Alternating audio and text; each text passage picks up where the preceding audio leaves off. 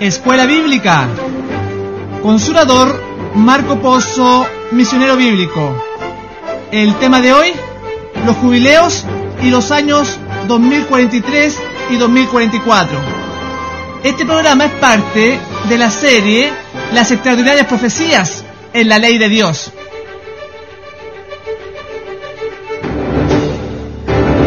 Levantemos nuestros ojos, la redención se aproxima,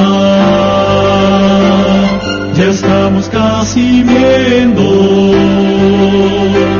Salvador de nuestras vidas, es tiempo de ir al frente, anunciando a todo el mundo que Jesús está volviendo, victorioso y triunfante. Pronto vendrá, pronto vendrá, pronto Jesús volverá. Pronto vendrá, pronto vendrá, pronto Jesús volverá.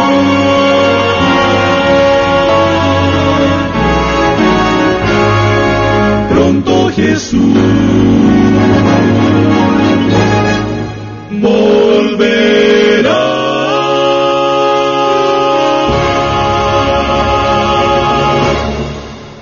Muy buenos días a todos nuestros amigos que cada miércoles nos acompaña. Su programa Escuela Bíblica Fe en Acción, llevando al mundo el mensaje de la palabra de Dios y especialmente la profecía de los eventos que van a ocurrir en estos días, en estos postreros días también le llama la Escritura. Y antes de comenzar, lo invitamos a orar para implorar la presencia de Dios. Lo invitamos a arrodillarse y a cerrar los ojos para orar al Señor. Nuestro buen Dios, alabamos y bendecimos tu nombre. Te rogamos tu asistencia, tu compañía, tu dirección, para que tu santa palabra pueda hacer esa impresión firme y duradera, aumentando la fe en los corazones que escuchan y en mi corazón. No importa el lugar donde estén, acompáñanos, Señor, te lo rogamos en este tiempo del fin, en el nombre de Cristo Jesús. Amén. Hoy, 30 de mayo del año 2007, nos corresponde el tema número 9 de la serie que hemos iniciado, Las extraordinarias profecías en la ley de Dios. Lleva por título Los jubileos y los años 2043 y 2044. En esta oportunidad continuaremos nuestro estudio de la ley de Dios, ahora en los jubileos, y comprenderemos un poco más la secuencia de los acontecimientos proféticos para este tiempo del fin, justo antes de que Jesús venga. Y comenzaremos este programa número 9 con el Salmo 119, versículo 117. Sosténme y seré salvo, y me regocijaré siempre en tus estatutos. Qué interesante la expresión que usa aquí el rey David, hablando de la salvación, de que Dios lo sostiene, le entrega ese don inmerecido, la salvación a través de la obra que Jesús hizo, pero además dice que cuando la persona está en Cristo, participando de esa salvación, se regocija siempre en sus estatutos. Esa es la consecuencia natural de una persona que está en Cristo y que ha sido justificado por la fe. Y de esos estatutos que hemos estado viendo durante las semanas anteriores, hemos estado explicando acerca de ellos, y hoy en este programa continuaremos interiorizándonos a qué se refiere el Señor con esta expresión. Es muy importante. En Segunda de Crónicas, capítulo 19, versículo 8 al 10, hablando, el buen rey Josafat dice, también lo encontramos en Profetas y Reyes, página 146. El sistema judicial quedó perfeccionado por la fundación de una corte de apelaciones en Jerusalén, donde Josafat nombró a algunos de los levitas y sacerdotes. y de los padres de familia de Israel para el juicio de Jehová y para las causas. Aquí la Escritura nos presenta la labor que realizó Josafat en cuanto al sistema judicial, y dice que impuso levitas y sacerdotes, porque esa era la norma para los juicios, para administrar la justicia que Dios había señalado. Y fíjense lo que dice en el versículo 10. En cualquier causa que viniera a vosotros de vuestros hermanos que habitan en las ciudades, en causas de sangre, entre ley y precepto, estatuto y decreto, les amonestaréis que no pequen contra Jehová, para que no venga ira sobre vosotros y sobre vuestros hermanos. Profetas y Reyes, página 146, y estaba citando 2 Crónicas, capítulo 19, versículo 8 al 10. Es bien interesante que acá señala los estatutos, señala la ley, señala el precepto, señala los decretos. Muchas veces no entendemos qué quieren decir estas frases, pero sin embargo sí se puede entender que dice: les amonestaréis que no pequen contra Jehová, porque esta es la ley, desglosada en sus distintos matices. Porque decreto, si usted busca en el diccionario lo que significa decreto una orden, una resolución de una autoridad. Ahora precepto está señalado como un reglamento, mandamiento o ley, porque es igual, es lo mismo a lo cual se refieren los varones en el Nuevo Testamento hablando de la ley, y es la ley de Moisés. Y estatuto, usted va a encontrar que significa reglamento, ordenanza, ley, decreto, fuerza de ley. O sea, en otras palabras, significan lo mismo, expresado de distintas formas. Por eso es que en 1 Juan, capítulo 3, versículo 4, dice: todo aquel que comete pecado infringe también la ley, pues el pecado es infracción de la ley. Porque ellos se referían, cada vez que señalaban a la ley de Moisés, muchas veces le dicen ley de Moisés o le dicen ley, así nomás a solas. Está bien relacionado con el caso de Josafat, porque le dice: les amonestaréis que no pequen contra Jehová. Y acá decía en 1 Juan, en el Nuevo Testamento, todo aquel que comete pecado infringe también la ley. La pasa a llevar. Todos estos decretos, todos estos estatutos, todos estos mandamientos, que muchas veces, hoy en día, las personas los pasan a llevar tan fácilmente y nos enseña porque la comodidad del sistema, porque el cristianismo liviano, barato, que hoy se presenta. Y también lo señala en el Salmo 119, 155, que esto también tiene que ver con la salvación. Está relacionado.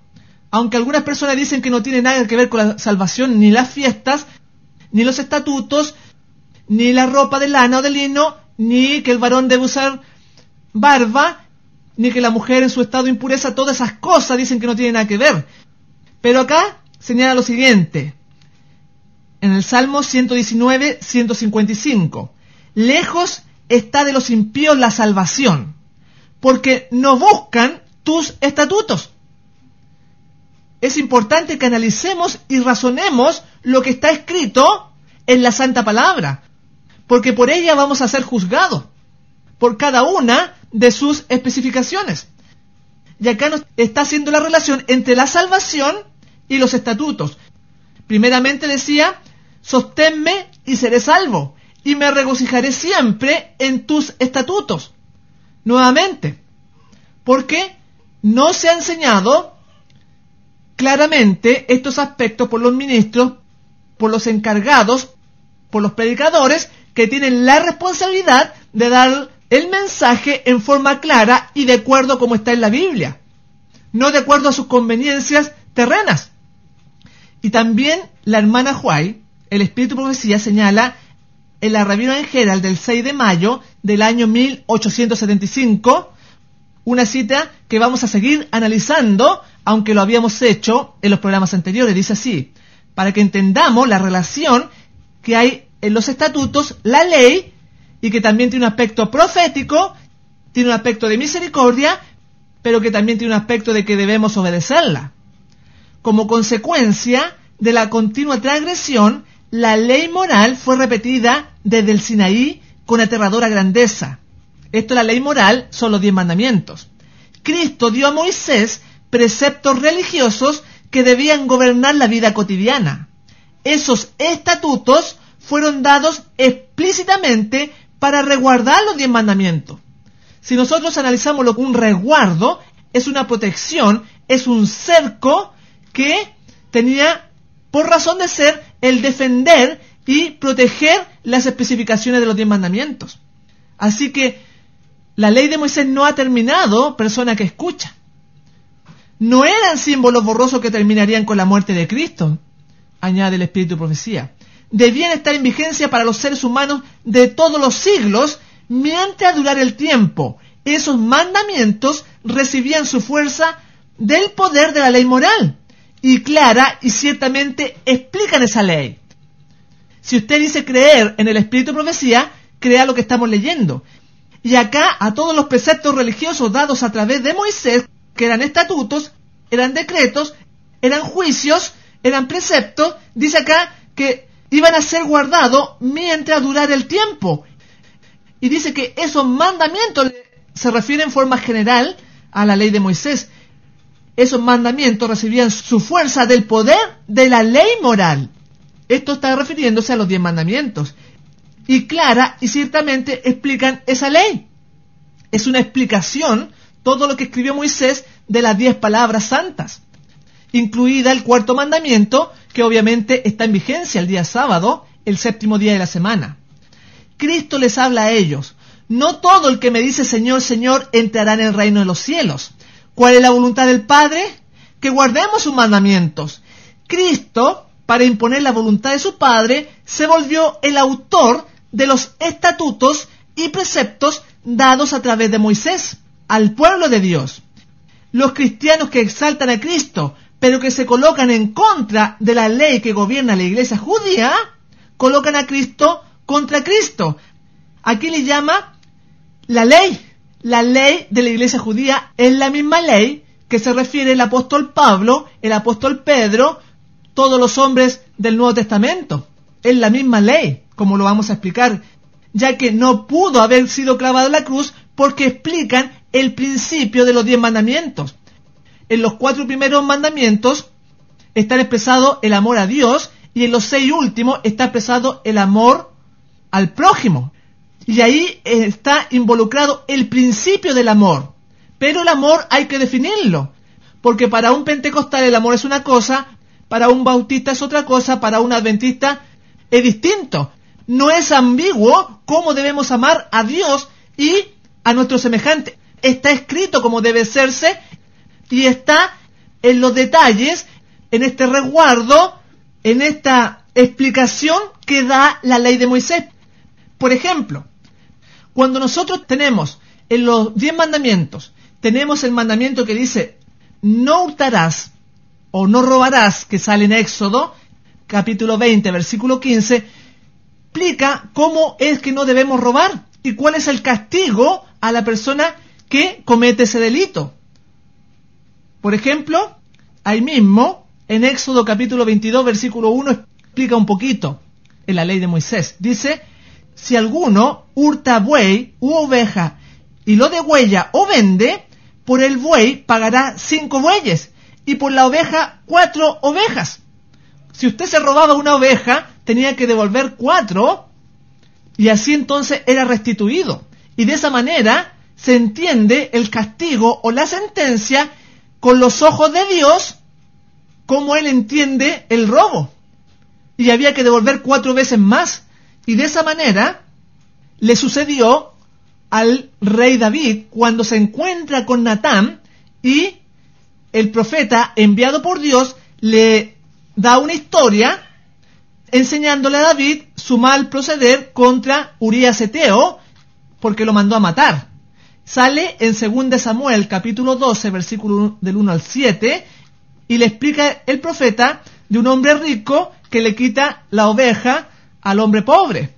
Y entonces en el versículo 5, entonces encendió el furor de David en gran manera contra aquel hombre y dijo a Natán: vive Jehová el Eterno, que el que hizo tal cosa es digno de muerte, y debe pagar la cordera con 4 tantos, porque hizo tal cosa y no tuvo compasión. Entonces replicó Natán a David: tú eres ese hombre. Qué increíble la sentencia. Él mismo dictó su castigo. Y así va a ser nuevamente en el tiempo del fin, porque todo esto se va a volver a repetir, así como procede el pecado y cómo va a ser en el tiempo del fin. Y señalaba acá, porque David, como era el rey, también era aquel que administraba la justicia y conocía las leyes. Y cuando él dice que le habían robado una oveja, él dice que tiene que pagar 4 tantos más, porque lo estaba tomando de Éxodo capítulo 22, versículo 1. Por eso lo estaba diciendo así. No solamente lo encontramos ahí cómo se usa y que es la ley realmente, y nos explica, como en el caso de cuando uno roba, tiene que devolver 4 veces más. También en el Nuevo Testamento lo encontramos en los tiempos de Jesús, cuando se encuentra Jesús con Zaqueo, y Zaqueo entonces se arrepiente y señala lo siguiente en Lucas capítulo 19, versículo 8.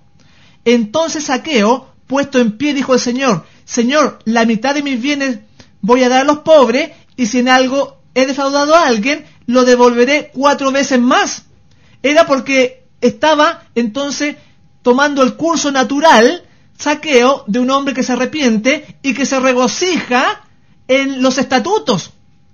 Él encuentra la salvación en Jesús, pero el fruto, la consecuencia natural, es guardar los estatutos, es guardar la ley.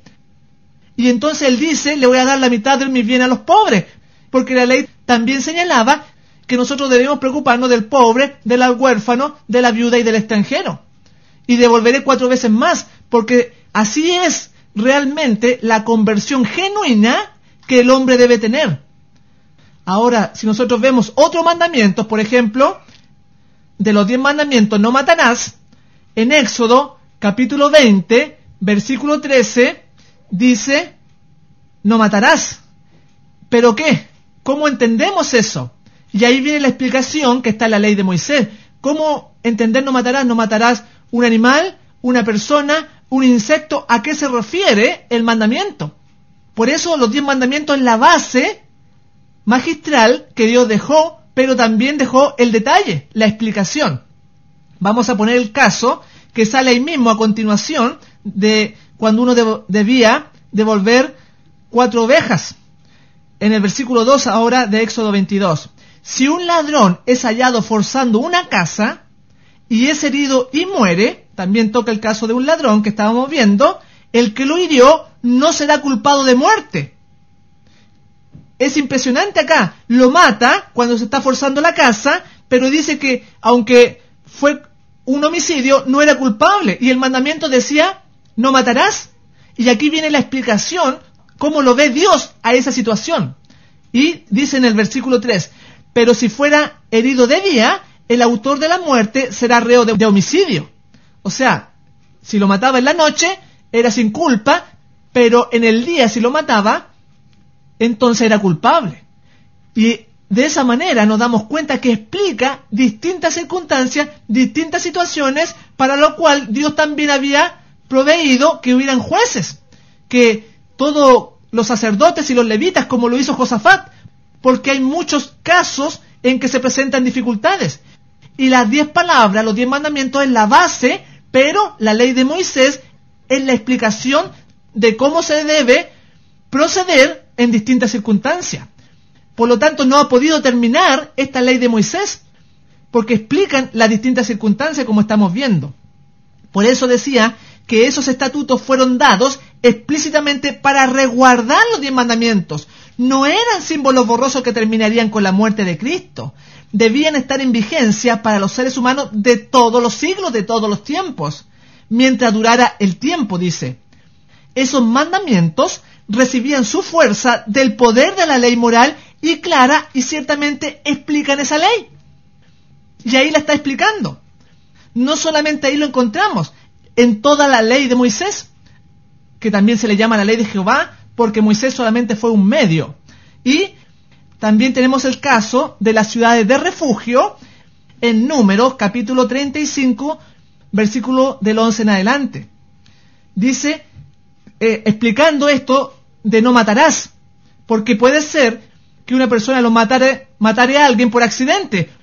Hoy en día puede ser que alguien vaya conduciendo, manejando un carro, un automóvil, y entonces lo asesina y no quería hacerlo. ¿Cómo entendemos esa situación? ¿Cómo lo va a ver Dios? Acá lo dice, del versículo 11 en adelante, en la ley de Moisés. Señalaréis ciudades de refugio, donde huya el homicida que por yerro, o sea, no con intención, por accidente, hiera a alguien de muerte. Esas 6 ciudades serán para refugio del israelita y del extranjero que viva entre ellos, para que huya cualquiera que por yerro hiera de muerte a otro. No tenía intención, fue un accidente, fue una cosa que no se preveyó y sin embargo lo mató. Entonces Dios dejó ciudades donde podía huir el homicida y ahí protegerse.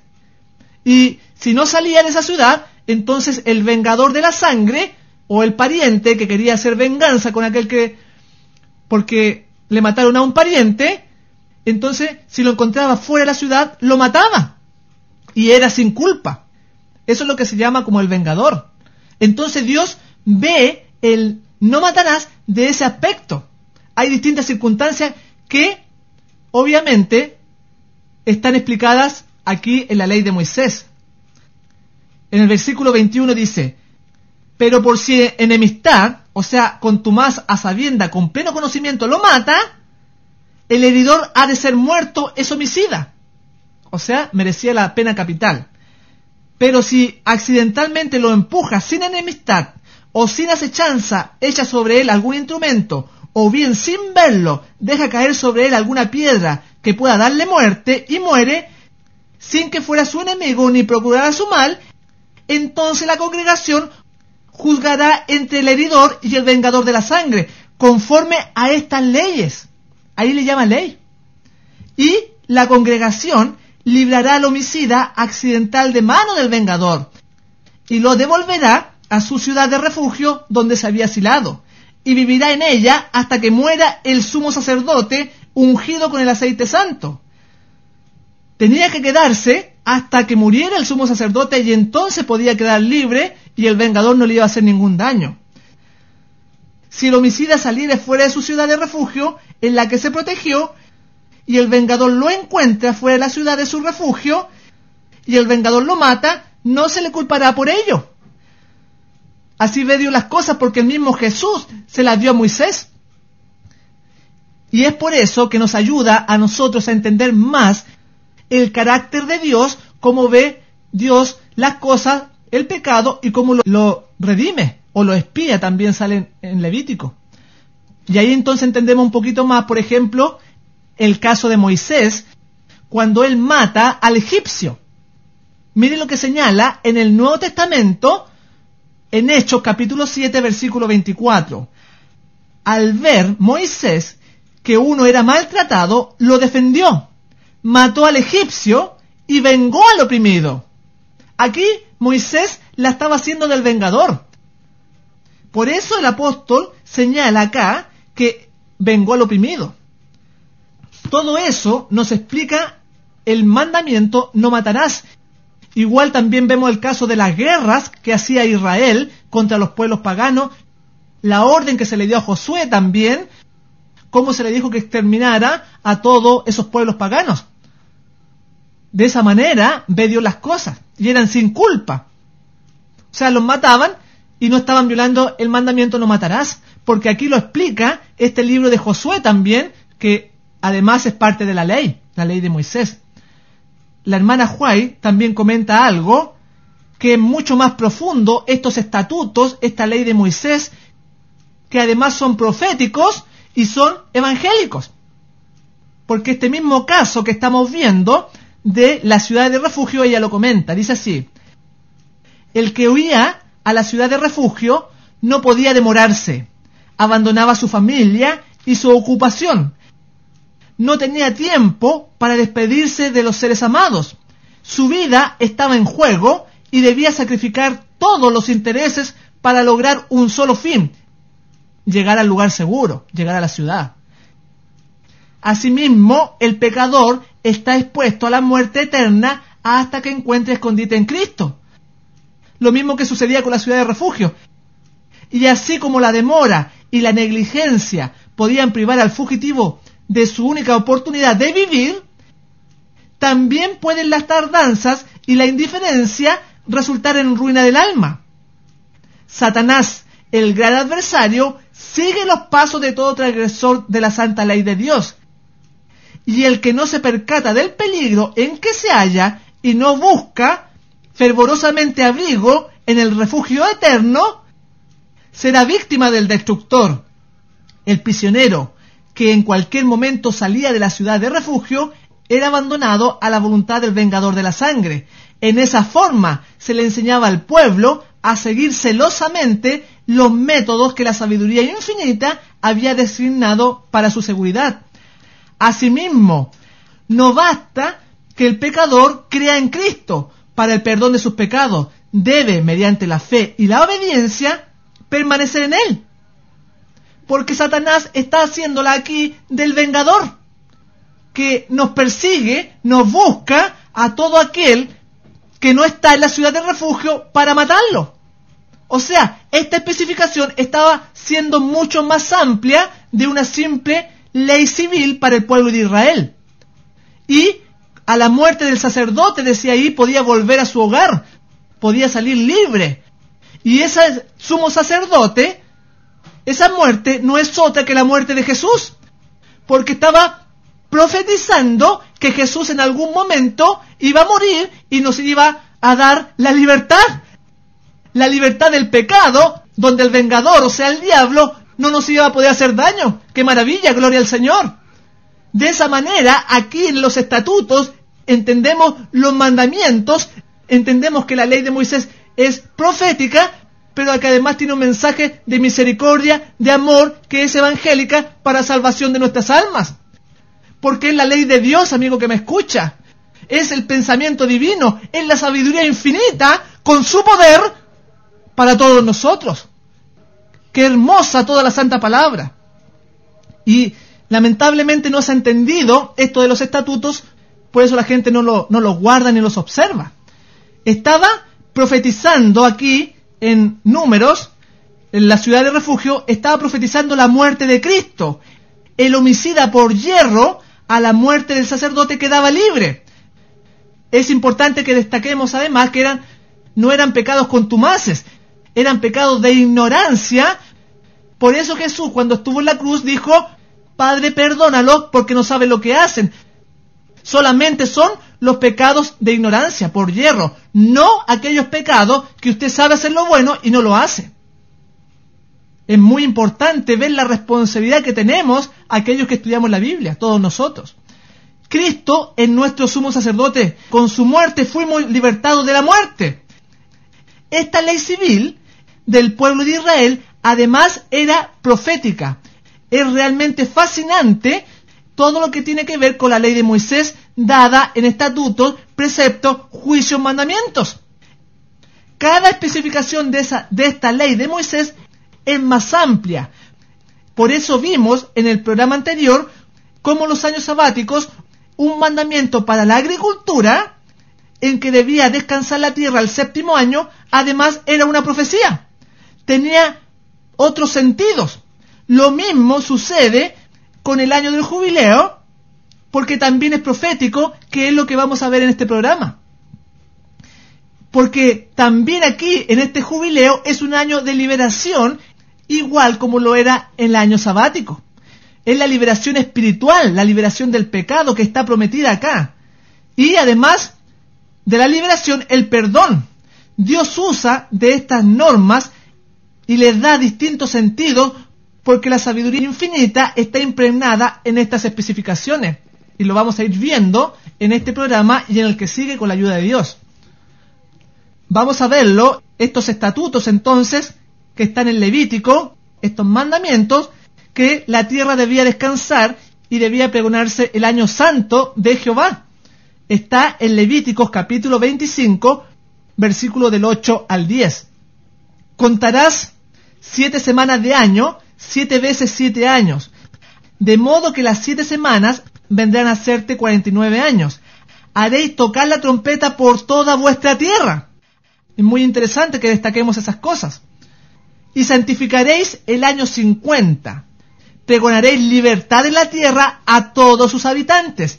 Este será el año del jubileo, y volveréis cada uno a vuestra posesión, y cada cual volverá a su familia. Tenemos hechos mucho más grandiosos que solamente el descanso de la tierra de la agricultura. Es mucho más abarcante esta especificación, como lo hemos visto a través de los 8 programas anteriores, que no solamente tenía un cumplimiento como ley civil y que hay que obedecerla, sino que también tenía un cumplimiento, un sentido profético, y que estaba apuntando al evento más grandioso que va a tener este planeta con la segunda venida de Jesús.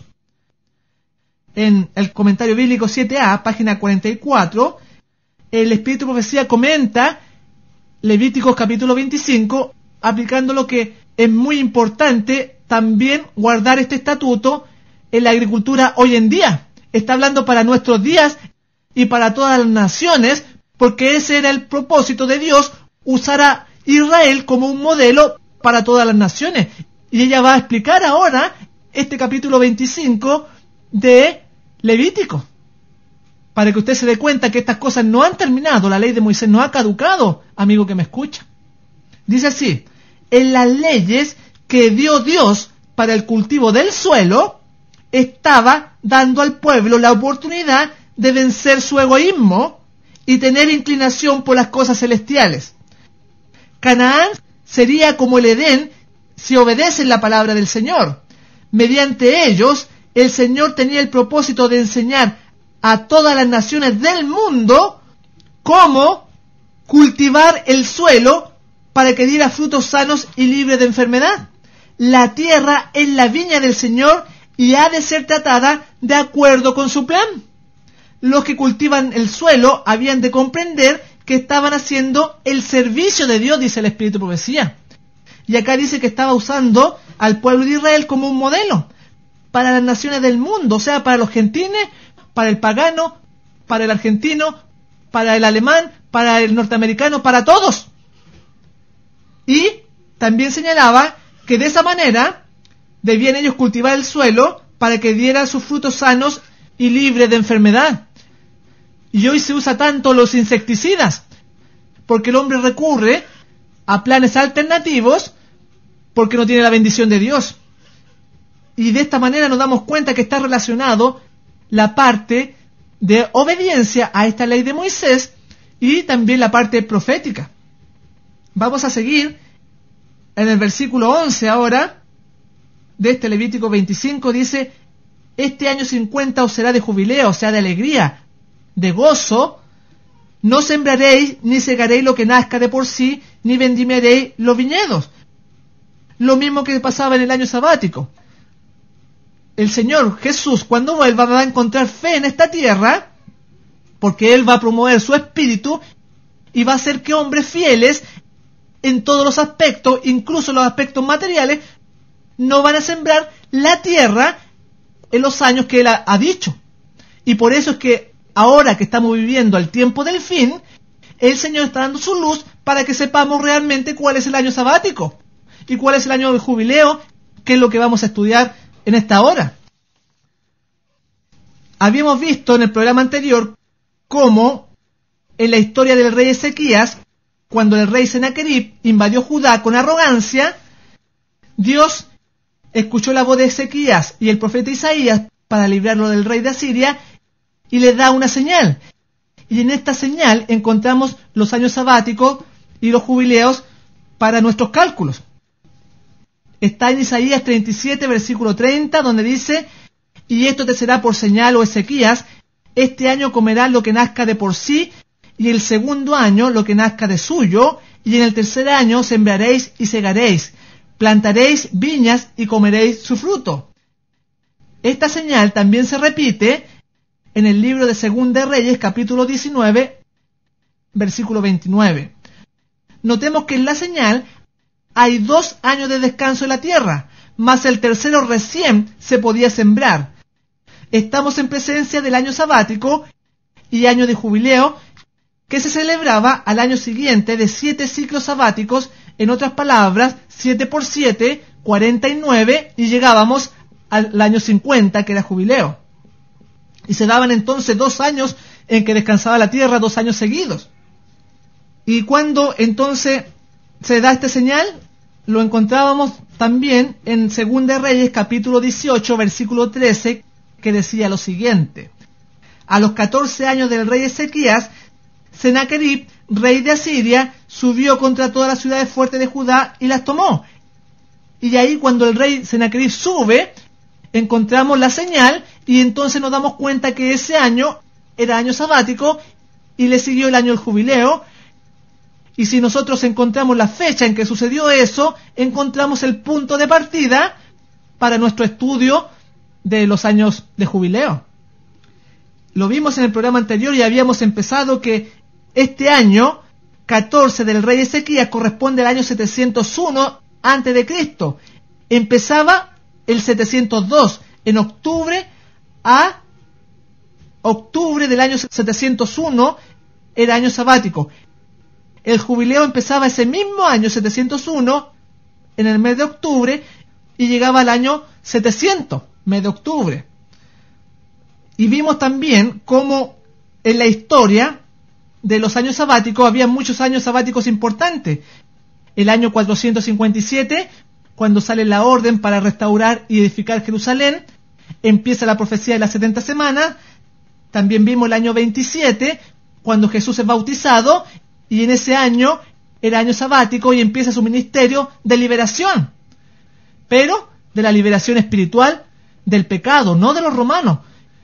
Y ahí también vemos otro ejemplo, como este año sabático, una especificación para la agricultura, tiene un trasfondo más amplio. Después llegamos al año 34, después de Cristo, con la muerte de Esteban, que también fue un año sabático, y vimos el año 538, que empieza la supremacía papal, un año sabático, termina los 1260 años, en el año 1798, otro año sabático, 1833, la lluvia de estrellas, 1840, Josías Lish y su predicción de la caída del Imperio Otomano, el año 1994, otro año sabático, el 2001, 2008, 2015, 2022, 2029, 2036 y 2043, que fue el último año sabático que vimos. Y también habíamos analizado en el programa anterior de Daniel 12 cómo el último año, la secuencia profética iba a ser con el inicio, que cuando se quitaba el continuo, que estaba representando a la ley dominical local en Estados Unidos, como se quitaba el continuo, que era el sábado, pasaban 1260 días con la ley dominical local en Estados Unidos y empezaba el periodo de la ley dominical universal, completando los 1290 días. Luego empezaban las plagas, caían durante 45 días, llegábamos hasta el fin de la tribulación, a los 1335 días de Daniel, venían las señales que se vuelven a repetir, el oscurecimiento del sol, la luna no dará su resplandor, las estrellas nuevamente caen, las potencias de los cielos son conmovidas y viene la resurrección especial, la gran resurrección y la segunda venida. Todo eso está dentro del esquema profético que habíamos visto. Por eso el Señor Jesús dijo en Mateo 24, versículo 29 al 30, e inmediatamente después de la tribulación de aquellos días, el sol se oscurecerá y la luna no dará su resplandor y las estrellas caerán del cielo y las potencias de los cielos serán conmovidas. Está hablando de la tribulación final, con la persecución, con la ley dominical, con las plagas, con todo eso, va a tener un segundo cumplimiento, pero ahora en días literales. Eso es lo que viene ahora para este planeta, para todos nosotros.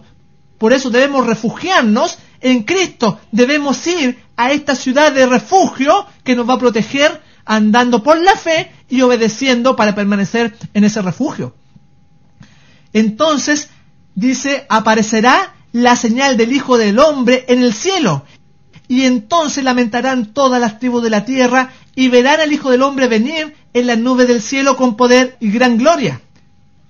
De esa manera estaba la secuencia que vimos en el programa anterior, y ahora vamos a ir dando más detalles que tiene que ver con el jubileo. Decía en Levítico 25, de 9 al 10, que había que contar 7 semanas de año, que eran en realidad 49 años, y el año 50 se iba a pregonar libertad en la tierra a todos sus habitantes. Es esta libertad plena que vamos a tener en el jubileo cuando venga Jesús en su segunda venida, y entonces vamos a ser libertados de este mundo de maldad y de pecado. Y nos vamos a ir con Cristo, con las nubes. ¡Qué maravilloso! Y esa promesa está hecha para usted, quien quiera que usted sea. Acérquese a Jesús, sígale, ámale, búsquele con todo su corazón ahora que hay tiempo. Y siempre se juntaba, antes del jubileo, un año sabático, con el jubileo del año 50, o sea, 7 ciclos, hacíamos 49 el año sabático, y el 50 era jubileo, y ahí teníamos 2 años de descanso en la tierra. Y al sumarle 49 años al último año sabático de los 7, obtenemos el comienzo del próximo jubileo, como lo empezamos a hacer ya desde la creación, pasando por el diluvio y llegando hasta la salida de Egipto. Se le sumaban 49 al año del jubileo y hacíamos los 50 y nos daba el próximo jubileo. También debemos decir que el jubileo es el primer año del próximo ciclo sabático. Vamos a seguir nuestra cuenta del año 701 al año 700 en el mes de octubre. Con ese jubileo vamos a empezar. Si usted le resta ahora, porque es antes de Cristo, si usted le resta 49, va a llegar al año 652 en octubre, y empieza este jubileo en el año 652 y dura hasta octubre del año 651 antes de Cristo, completando así el año 50. Vamos a ir entonces restando de 49 en 49 y vamos a ver cosas bien interesantes. Desde el año 652 le resta 49, llega el año 603, 554, 505, 456. Este último año de jubileo comienza en octubre. Es bien interesante porque cuando Esdras sale con la orden para reconstruir Jerusalén, lo hace en octubre del año 457, que fue año sabático, antes de Cristo. Se había comprobado que los 2300 días principiaron cuando entró en vigor el decreto de Artajerjes, ordenando la restauración y edificación de Jerusalén en el otoño del año 457 antes de Cristo. Conflicto de los siglos, página 462. Ese año sabático lo vimos en el programa anterior. Y fíjense que en Esdras capítulo 7, versículo 9, se indica el tiempo de la salida de la orden y cuánto se demoró. Porque el día primero del primer mes fue el principio de la partida de Babilonia, y al primero del mes quinto llegó a Jerusalén, estando con él la buena mano de Dios. Este primer día y este primer mes son de el tiempo del rey. Está contado del 7º año del rey que estaba gobernando en ese tiempo. Y dice que se demoró 5 meses. Tardó 5 meses en llegar. Cuando llegó, estaba en el año 456, que era un año sabático, que terminaría en octubre de ese mismo año 456. Comenzando así el jubileo, poquito después de su llegada, empieza la alegría, el gozo, porque Jerusalén, que estaba destruida, llegaba entonces la orden con Esdras para ser reconstruida. Por eso el jubileo importante de ese entonces fue en un año de alegría, porque así mostraba Dios su beneplácito, su favor nuevamente para este pueblo que estaba en apostasía, pero que ahora Dios le entrega una manifestación de su amor al volverse a reconstruir la ciudad amada, la ciudad de Jerusalén, y también empezar la reconstrucción del templo. Todo eso significaba. Y también hablando de Esdras, es muy importante lo que dice la Escritura aquí, hablando de Esdras, en el versículo 6, dice de Esdras: este Esdras subió de Babilonia, era escriba diligente en la ley de Moisés, que Jehová Dios de Israel había dado. Aquí nos da la cualidad de que era un estudioso, era un escriba de los estatutos de la ley de Moisés. ¿Por qué lo digo? Porque acá la hermana Juay va a hablar de él, y cada vez que dice la ley, que se está refiriendo a la ley de Moisés, está diciendo solamente la palabra ley. Lo mismo que hacían los apóstoles en el Nuevo Testamento. Tanto Lucas, tanto Pablo, todos ellos, Marcos, todos esos hombres de Dios, cuando hablan en el Nuevo Testamento hablan de la ley, así, y muchas veces no dice la ley de Moisés, pero se está refiriendo a la ley. Por eso dice acá, en material suplementario de Elena de White, en el tomo 3, en la página 1152. Esdras se sintió inspirado por el Espíritu de Dios a escudriñar los libros históricos y poéticos de la Biblia, y de esa manera se familiarizó con el sentido y la comprensión de la ley. Durante el cautiverio, en cierta medida, se había perdido el conocimiento de la voluntad de Dios. Esdras reunió todas las copias de la ley que pudo encontrar, hizo circular copias de ella entre el pueblo de Dios y llegó a ser maestro de la ley y de las profecías en las escuelas de los profetas. Y en ningún momento dice acá que era la ley de Moisés, pero sabemos que él era escriba de la ley de Moisés, porque así era tan general como ellos hablaban, era tan común que solamente se referían a la ley de Moisés como la ley. Y vamos a seguir estudiando entonces esta ley de Moisés, estos mandamientos, y habíamos llegado hasta el año 456. Ahora, si usted le resta 49 en 49, vamos a seguir avanzando. A 456 le resta 49, llega al año jubileo 407. Después le siguió el 358, 309, 260, 211, 162, 113, 64, 15 y 34. Pero este ya es después de Cristo. ¿Qué pasó en ese año 34 que fue jubileo? Es muy importante porque el año sabático anterior empezaba el 33 en octubre al 34 en octubre, y desde ahí, desde el 34 en octubre al 35 en octubre, era el año jubileo. Como habíamos dicho, el año 34 fue la muerte de Esteban. Termina la profecía de las 70 semanas y empieza el año de la alegría, empieza el año del gozo. La razón es muy clara. Dios había levantado al pueblo de Israel con un objetivo, que fuese un reino de sacerdotes. Pero el pueblo judío no cumplió su misión. Fue desechado el año 34 con la muerte de Esteban. Pero la puerta que se le cerró a ellos se le abrió a los gentiles.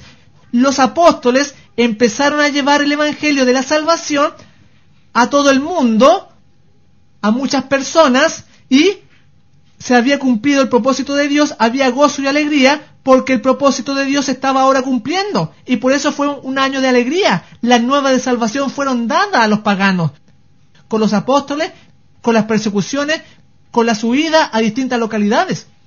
Y se levanta también el apóstol Pablo, que trabajó bastante en esas zonas de Asia, y llegó hasta Roma, hasta el corazón del Imperio Romano, y también le siguió Pedro. Así que el Evangelio fue dado al mundo como era el propósito de Dios.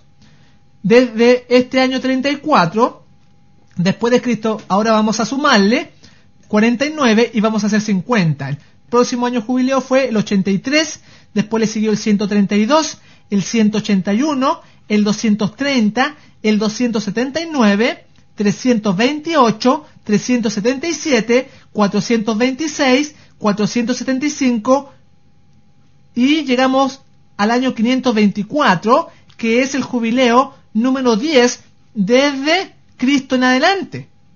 Vamos a seguir sumando de 49 a este año 524, le sumamos 49 y hacemos los 50. Nos da 573, 622, 671, 720, 769, 818, 867, 916, 965, 1014. En el año 1014 fue el jubileo número 20 de nuestra era, de nuestro tiempo.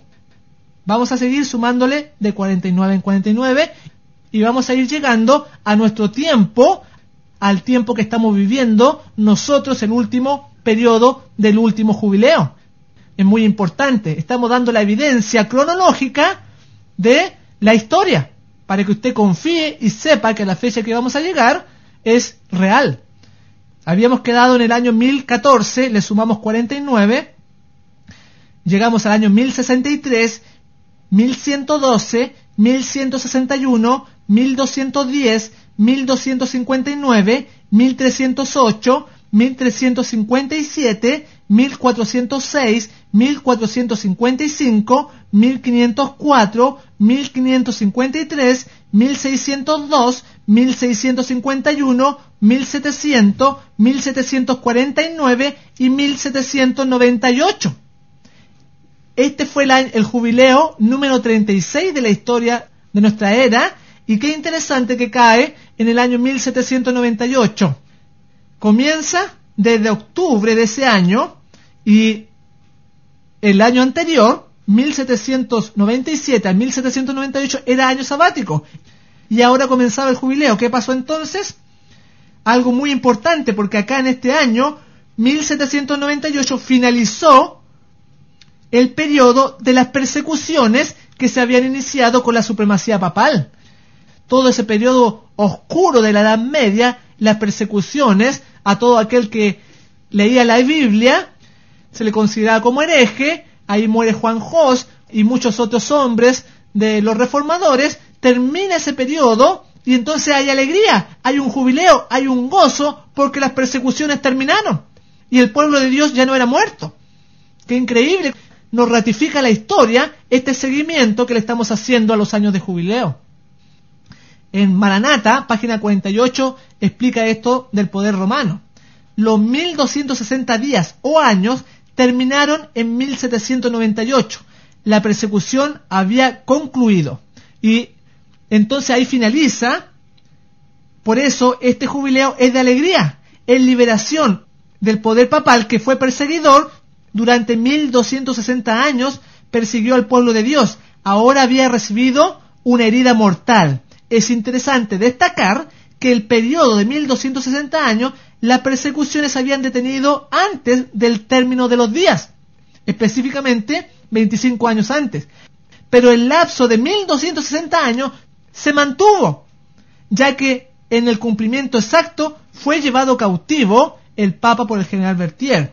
Es muy importante, ya que esto se va a volver a repetir. De esa manera son acortados los días en que el pueblo es perseguido y muerto, pero no en el cómputo que lleva Dios, porque cuando se le da la herida mortal al poder romano, cayó exactamente en el cumplimiento de los 1260 años, y ahí empezó el jubileo. Desde ese año 1798 vamos a seguir sumando ahora 49 años. Llegamos a 1847 más 49, llegamos al año 1896. 1896 más 49, llegamos a 1945, muy cerca ya de nuestro tiempo, de nuestros días. ¿Qué pasó ahí?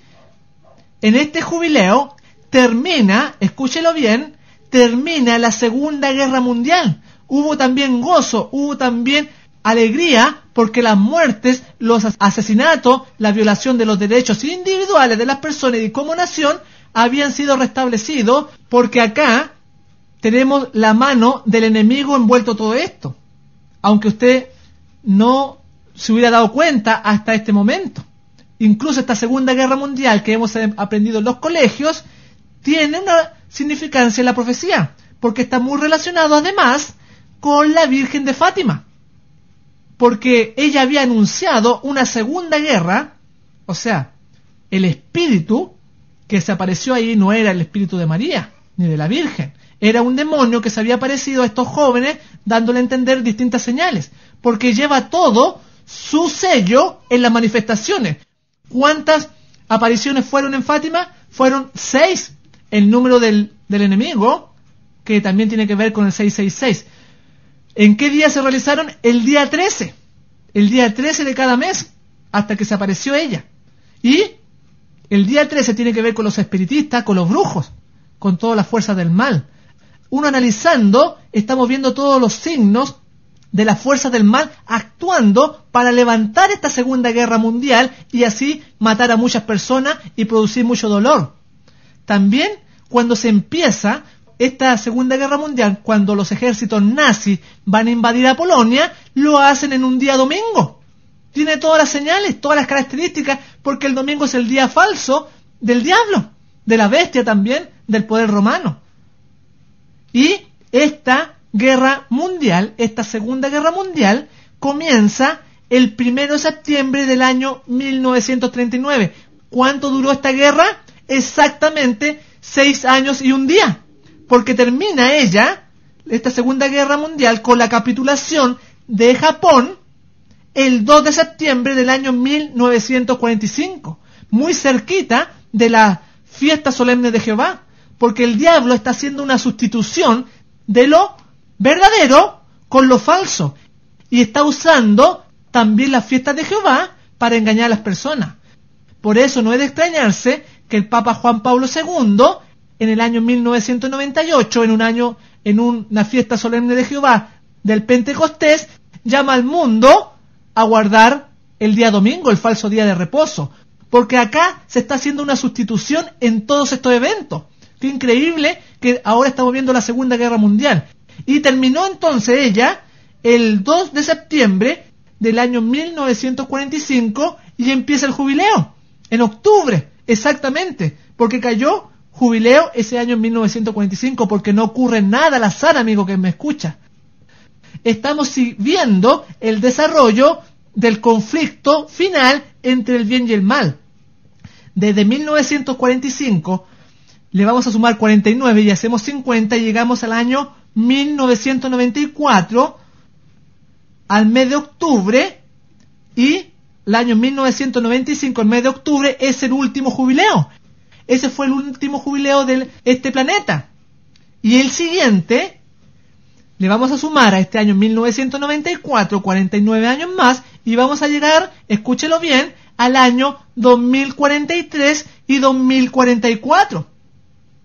Desde octubre hasta octubre es el próximo jubileo que va a tener este mundo, esta Tierra, este planeta. Hemos hecho un seguimiento a través de la historia y lo hemos confirmado, los distintos eventos importantes que han ocurrido con los años sabáticos y con los jubileos. Hemos ido avanzando en la historia con los años sabáticos y jubileos y hemos visto cómo increíblemente sucesos importantes están relacionados con estos mandamientos de la ley de Moisés, con estos estatutos. Todavía hay que ver la implicancia que tiene este último jubileo del año 2043 al año 2044 con los acontecimientos que se han estado viviendo en nuestros días y el paralelismo involucrado en los días de Jesús y los apóstoles son muy similares, porque la historia se vuelve a repetir.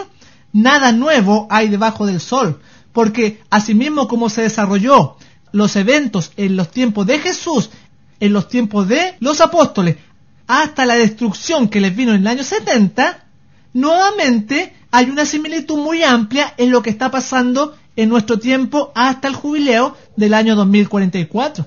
¡Qué increíble! Y eso se está repitiendo nuevamente. La secuencia de los eventos que se han desarrollado, por ejemplo, en el bautismo de nuestro Señor Jesús en octubre del año 27, después pasaron 3 años y medio hasta su muerte en el año 31, y después llegamos al año 34, donde muere Esteban, y a la destrucción de Jerusalén en el año 70, existe una similitud tremenda, un paralelismo entre el tiempo de Jesús y los apóstoles y el tiempo del fin hoy en día, porque ese año, desde que fue bautizado Jesús en el año 27 después de Cristo, hasta la destrucción de Jerusalén en el año 70 después de Cristo, existen 43 años. Escuche bien, existen 43 años. Desde la destrucción de las Torres Gemelas en el año 2001 hasta el jubileo del año 2044, existen 43 años también. Qué interesante, ¿eh? Todo eso lo queremos estudiar en el próximo programa, si Dios quiere. Después muere Cristo, después que se bautiza pasan 3 años y medio, y hasta el año 70, o sea, Cristo muere el año 31, hasta el año 70, tenemos exactamente 39 años y medio, que también en la profecía se ven como 40 años. Desde la muerte ahora del Papa Juan Pablo II, en el año 2005, escúchelo bien, hasta el año 2044, hay exactamente 39 años y medio, la misma distancia desde la muerte de Jesús hasta la destrucción de Jerusalén, pero ahora en nuestro tiempo, la muerte de Juan Pablo II hasta el jubileo, tenemos la misma distancia, el mismo tiempo, porque aquí hay una sustitución de lo verdadero por lo falso. Ahora, desde el año 34, después de Cristo, con la muerte de Esteban, hasta la destrucción de Jerusalén al año 70, hay 36 años. Y desde el año sabático, del año 2008, hasta el año 2044, hay también 36 años. La historia se está repitiendo. Además, desde el año 1888 ahora, con el Congreso de Minneapolis, con el rechazo de la justificación por la fe, la detención de la lluvia del Espíritu Santo que iba a venir, desde el año 1888 hasta el año sabático del 2008, se cumplen 3 generaciones, exactamente 120 años. Y este año 1888 también fue año sabático. Debemos nosotros profundizar, ver este panorama que se nos presenta delante de nosotros y sacar todas las implicancias que hay ahí. Hay muchas cosas bien fascinantes para el estudio profético. Y también, este año 2044, 40 años antes de esta fecha, o sea, el año 2004, hubo también un acontecimiento que marcan los 40 años finales. ¿Cuál fue ese acontecimiento? Sucedió en diciembre del año 2004, que vino este inmenso tsunami a muchos países, la destrucción, porque estaba marcando ese evento donde murieron cientos de miles de personas, que salió por las distintas televisiones del mundo, por los radios, por la prensa escrita. Muchas personas fueron muertas, y desde el año 2004 al 2044 hay exactamente 40 años.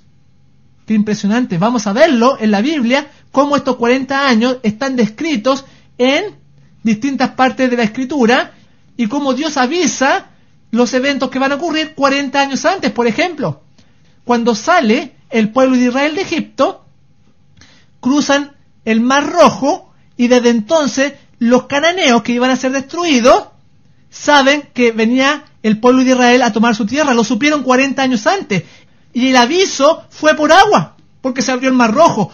Ahora nuevamente, para nuestro tiempo, el aviso fue por agua también, porque vino el tsunami, esas olas gigantescas. Debemos estudiar la palabra de Dios.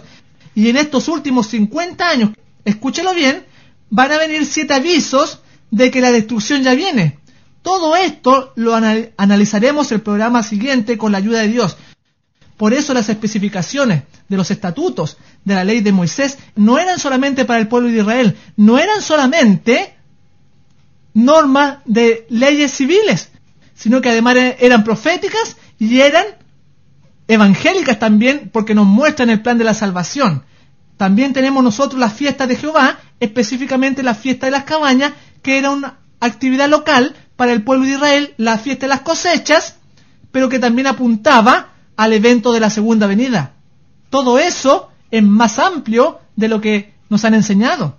En Patriarca y Profeta, página 583, dice: la fiesta de las cabañas no era solo una conmemoración, sino también un tipo o una figura.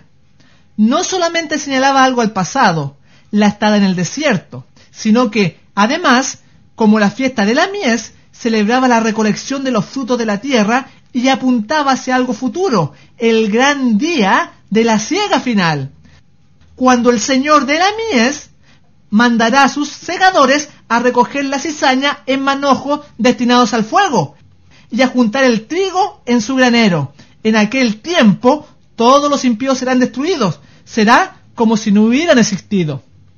Porque acá, a través de esta cosecha, de los granos, del trigo, de esta recolección de la tierra, está presentando en figura a Dios la recolección final que Él va a cosechar, pero no de elementos de la naturaleza, no de trigo, sino que de personas, las huestes redimidas, los salvados por Jesús a través de su sangre. Todo eso involucraba esta actividad civil del pueblo de Israel. Y asimismo sucede en los años sabáticos.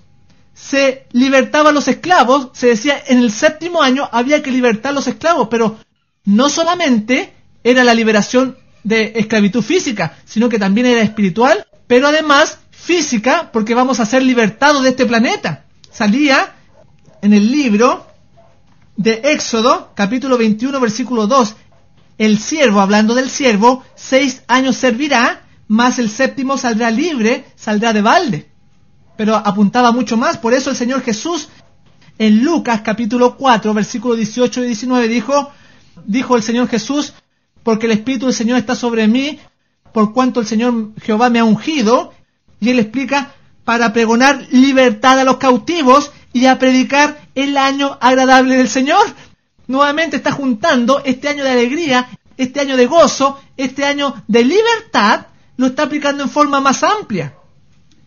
Y sobre todo va a ser así en este año de jubileo, porque decía, en el versículo 12 de Levítico 25, decía, haréis tocar la trompeta por toda vuestra tierra. Todo eso, cuando venga el Señor Jesús, que estaba representando en este jubileo, va a ser un acontecimiento mundial, por toda la tierra va a darse el sonido.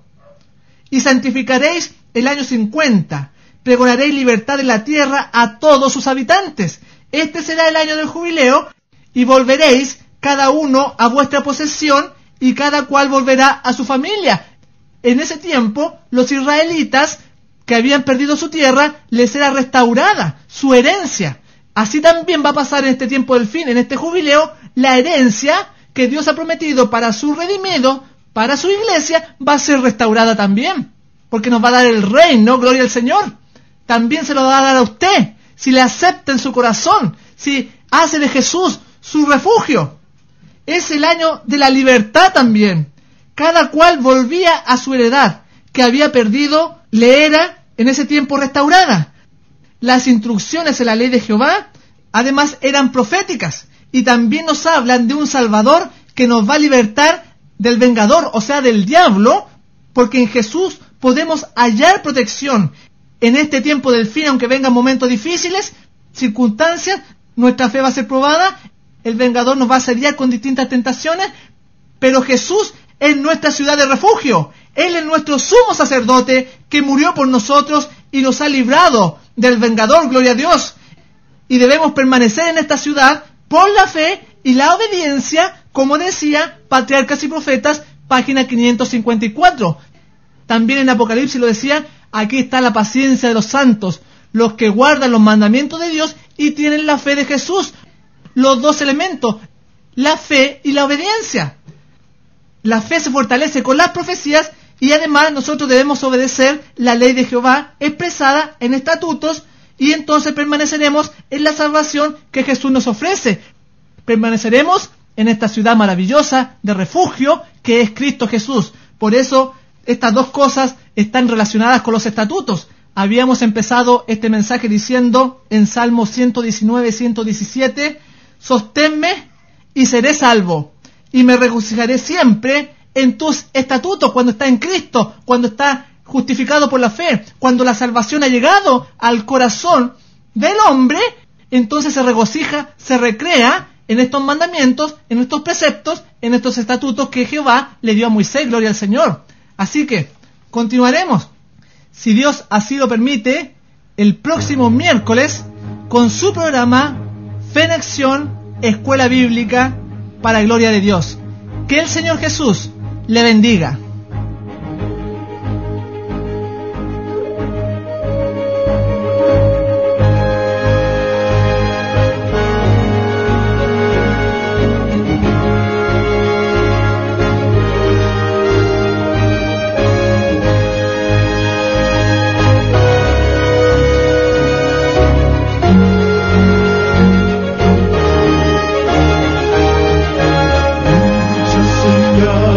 Mostrándonos están